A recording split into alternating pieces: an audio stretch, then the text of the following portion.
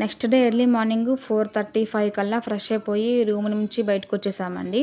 ఇక్కడ 6కి సత్సంగం స్టార్ట్ అయ్యిద్ది. 6 కల్లా మనకు మెడిటేషన్ హాల్‌కి వెళ్తే సరిపోయిద్ది.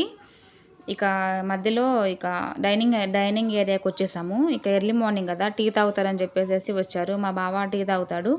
ఇక అందుకని పిల్లలు కూడా వాళ్ళు కూడా సరదాగా టీ తాగుతామని చెప్పేసి ముగ్గురు కూర్చొని టీ తాగుతున్నారు.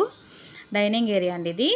ఇక ఇక్కడే మనకి టిఫిను, లంచ్ అలానే డిన్నర్ కూడా వాళ్ళే ప్రొవైడ్ చేస్తూ ఉంటారు. మన ఇష్టము, మనకి నచ్చితే తినొచ్చు, లేదంటేనే బయట కూడా మనకి క్యాంటీన్స్ అనేది అలా ఉంటాయి.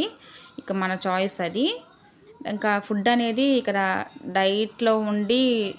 డైట్ చేసే వాళ్ళకైతే చాలా బాగుండిద్దండి.